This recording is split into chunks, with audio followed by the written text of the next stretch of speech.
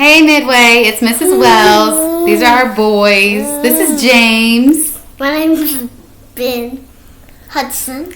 Joel. And we'll be reading Saving Winslow. Yes, chapters 32 through 34. We're on page 112. I'm confused. Nora, what did you mean? You found Winslow's leash on the hook here in the pen? He wasn't wearing it when you found him. No, of course not. So you heard Winslow was missing and came to get his leash? No, I'm confused. And what did you mean he didn't get lost? James is going to go take a break. Bye-bye. Right. Ding, ding. Let's keep going on page 113. Nora stroked Winslow, her fingers tracing the dark strip along his back. Sometimes I get up really early. Louie wished Nora had a key on the back of her head so that he could wind it and make her talk faster. What does that have to do with anything? When I get up early, sometimes I go for a walk. Great. Sometimes I come over and check on Winslow. You do? I've never seen you in the mornings. Early, really early. You're all still asleep probably. Nora, did you leave the gate unlatched yesterday? Me? I don't know. Maybe. It was still foggy in the yard, and for a moment, Louie thought that Nora resembled a phantom in her yellow raincoat with the hood over her head. Winslow was chewing on her sleeve. We have to be more careful, Louie said. If he gets out again and wanders off, well, he could get hurt. He didn't wander off. We went for a walk. You what? You went for a walk? All that time, I was so worried. You were out for a walk? He looked so lonely in his pen. I thought a walk might cheer him up.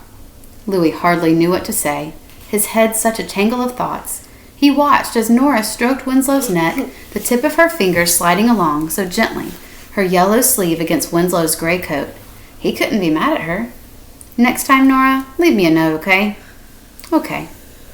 Chapter 33. We need to talk.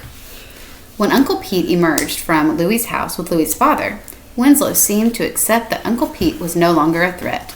He did not flinch when Uncle Pete patted his sides and peered into his eyes and ears. Yep, he's done okay. Never would have guessed it. He's probably ready. For what? Louie asked. Louie's father said, Pete, hold on a minute. The two men walked over to Uncle Pete's truck, talking in low tones. What's he talking about? Nora asked. Winslow's ready for what? A different kind of food, probably, Louie said, or a vet checkup.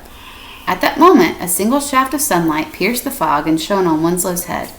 That's an angel at work, Nora said. What? Everybody knows that.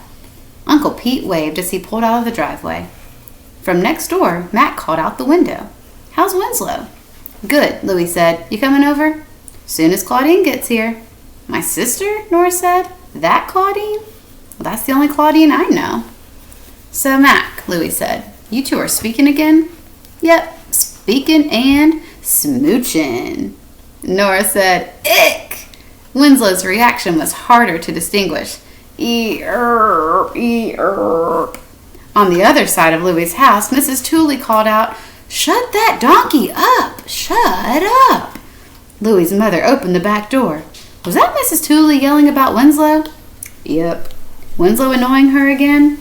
Yep. The baby cried and Winslow brayed. Shut up! Sorry, Mrs. Tooley, Louie called. I'm trying to get this baby to sleep. Sorry.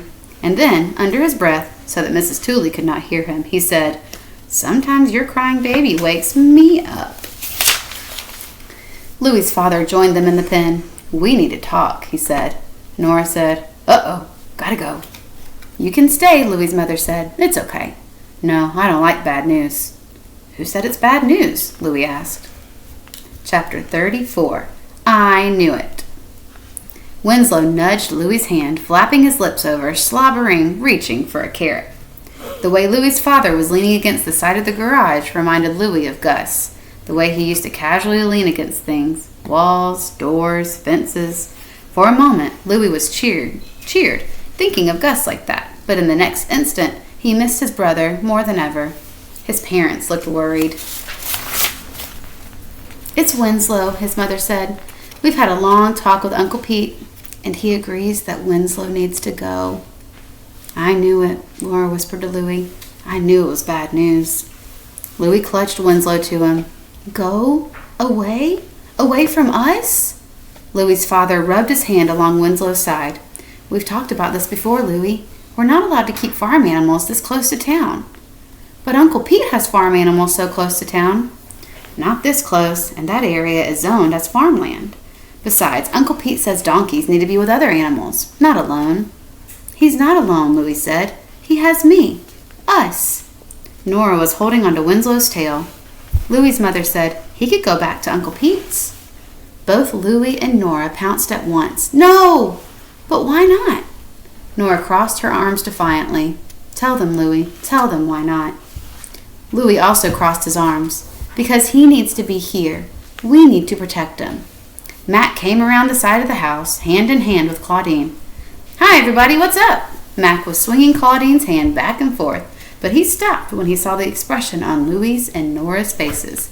What's the matter? Claudine placed her free hand against her lips. Oh no, is something wrong? Yes, something is wrong, Nora said. You get attached to something and it always gets taken away. I knew it. And that's the end of chapter 34. We'll see. Thanks for reading along. We'll see what happens next. See y'all later. Bye. Bye.